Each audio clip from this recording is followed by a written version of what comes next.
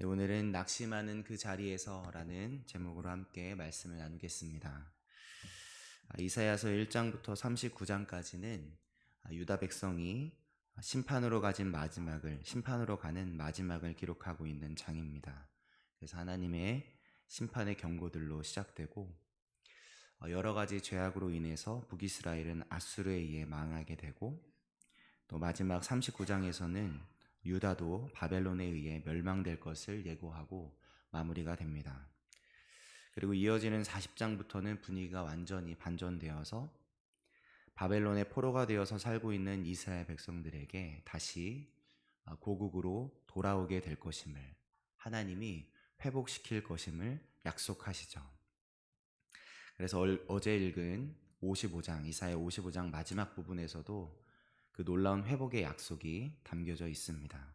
이 시간 같이 한번 읽어볼 텐데 55장 12절 13절을 함께 읽어보도록 하겠습니다. 55장 12절 13절입니다. 너희는 기쁨으로 나아가며 평안히 인도함을 받을 것이요 산들과 언덕들이 너희 앞에서 노래를 바라고 들의 모든 나무가 손뼉을 칠 것이며 잣나무는 가시나무를 대신하여 나며 화석류는 찔레를 대신하여 날 것이라. 이것이 여호와의 기념이 되며 영영한 표징이 되어 끊어지지 아니하리라. 아멘. 가시나무가 잣나무가 되고 또 찔레를 대신해 화석류가 나고 산과 언덕이 노래하고 모든 나무가 손뼉을 치고 기쁨으로 걷고 평안히 인도함을 받을 것이다. 그것이 정확하게 뭔지는 모르겠지만 뭔가 정말 꿈같은 장면이 펼쳐지는 느낌입니다. 이렇게 하나님이 이스라엘 회복을 약속하시는데 이후 정말 이스라엘 백성들이 바벨론에서 자기 나라로 귀환하게 되죠. 주전 536년에 제1차 귀환이 시작되고 주전 520년에 3차 귀환까지 세 변에 나누어서 유다 백성들이 본국으로 돌아오게 됩니다. 그런데 그들이 맞이하게 된 이 회복은 그들이 기대하는 것과는 전혀 다른 모습이었습니다.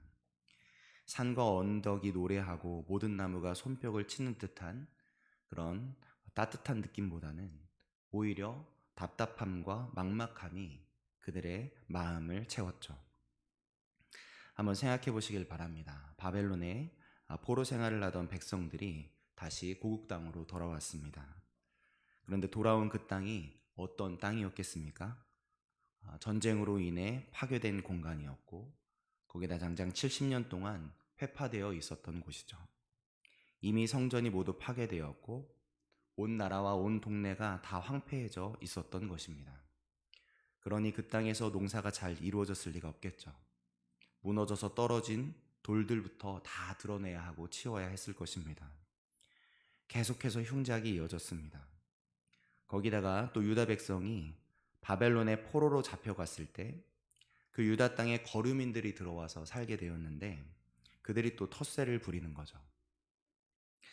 이렇게 거류민들을 상대해야 하는 일, 또 무너진 성전을 다시 세워야 하는 일, 그리고 먹고 살아내야 하는 일. 한 손에는 칼을 들고 다른 손에는 쟁기를 들고 거기다가 등에는 가족들을 업고 살아야 하는 그 고단한 생활을 매일매일 해나가야 하는 상황이었기 때문에 고국으로 돌아온 이스라엘 백성들은 점점 지치고 낙담할 수밖에 없는 것이죠. 하나님이 우리가 함께 읽었던 55장 12절 13절에서 말씀해 주신 그런 아름다운 그림이 고국으로 돌아온 이스라엘 백성들의 눈에는 점점 더 보여지지 않았던 것입니다. 그들이 마주한 현실이 어떠했는지 또 그 이후 그들이 어떤 모습으로 서게 되었는지를 이사야 59장에서 확인해 볼 수 있는데 이사야 59장 9절부터 12절까지 이사야 59장 9절부터 12절까지를 함께 읽어보도록 하겠습니다.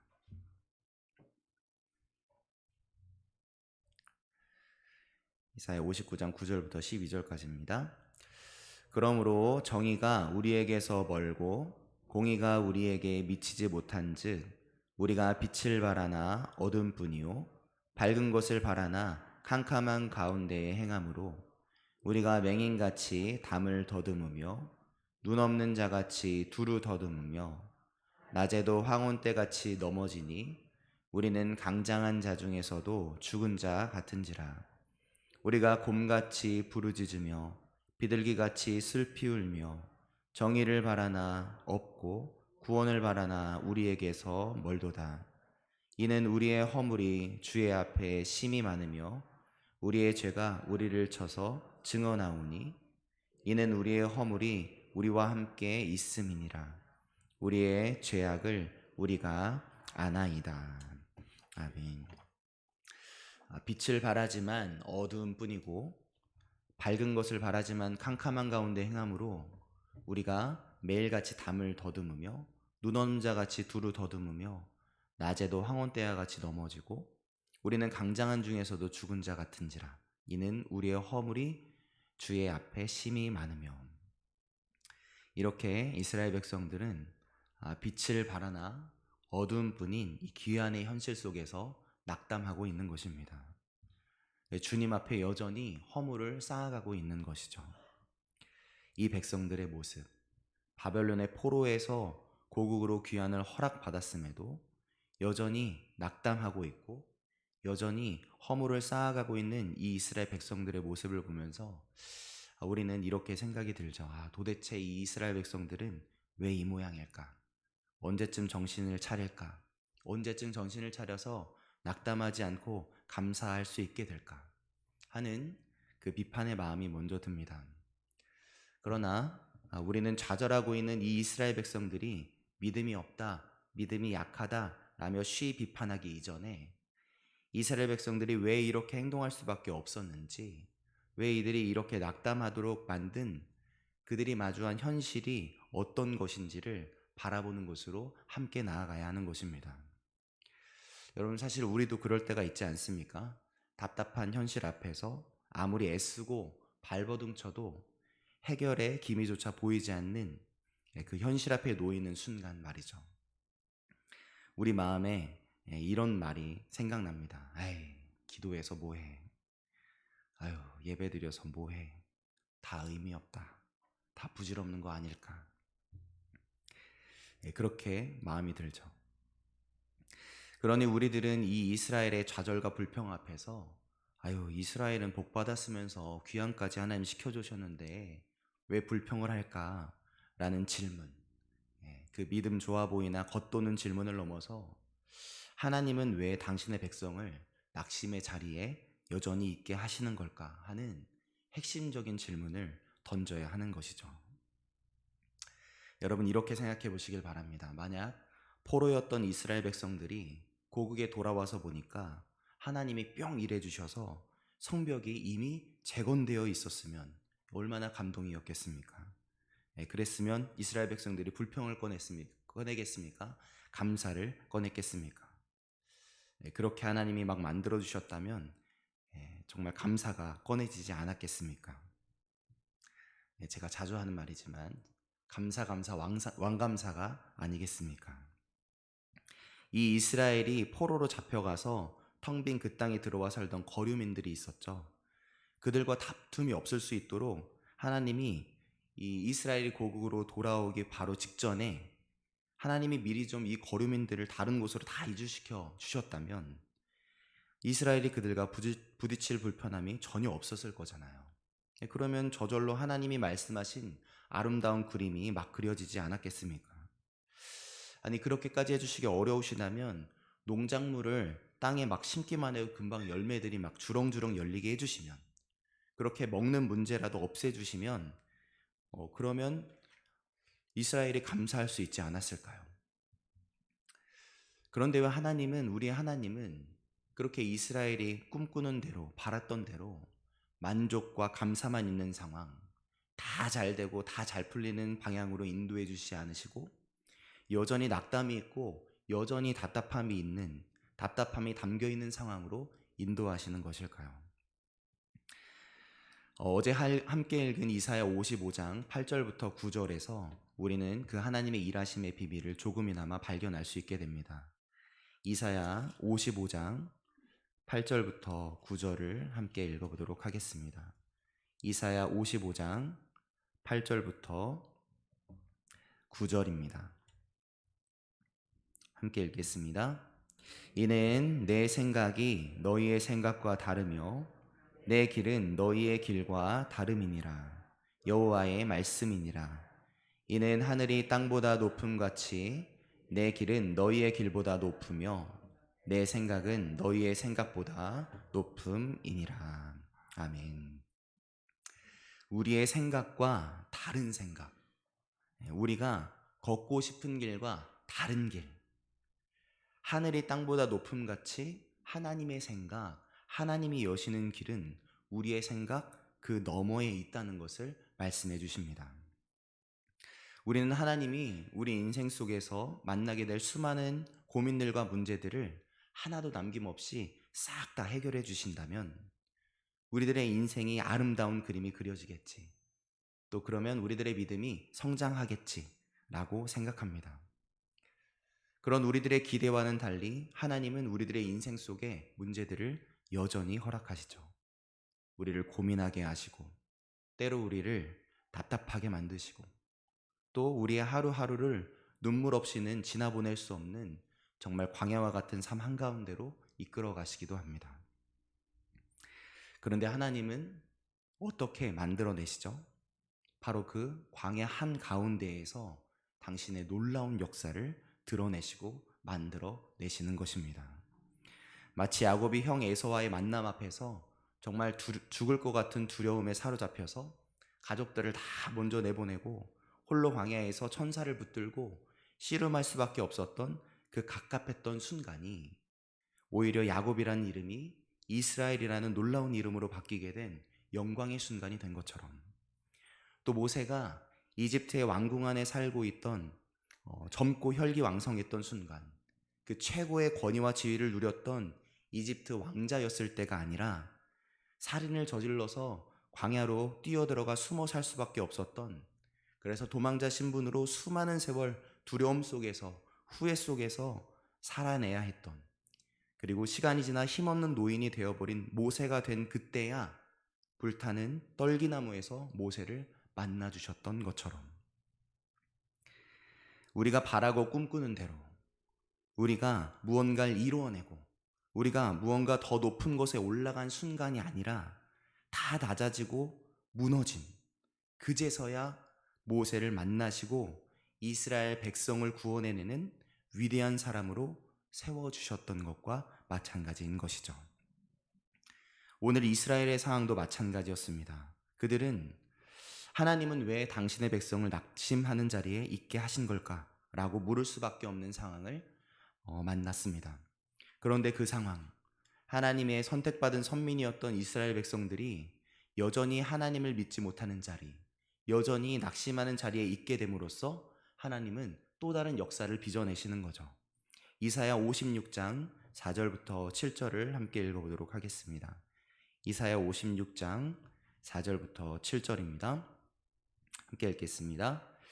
여호와께서 이와 같이 말씀하시기를, 나의 안식일을 지키며 내가 기뻐하는 일을 선택하며 나의 언약을 굳게 잡는 고자들에게는 내가 내 집에서 내 성 안에서 아들이나 딸보다 나은 기념물과 이름을 그들에게 주며 영원한 이름을 주어 끊어지지 아니하게 할 것이며, 또 여호와와 연합하여 그를 섬기며 여호와의 이름을 사랑하며 그의 종이 되며 안식일을 지켜 더럽히지 아니하며 나의 언약을 굳게 지키는 이방인마다 내가 곧 그들을 나의 성산으로 인도하여 기도하는 내 집에서 그들을 기쁘게 할 것이며 그들의 번제와 희생을 나의 제단에서 기꺼이 받게 되리니 이는 내 집은 만민이 기도하는 집이라 일컬음이 될 것임이라.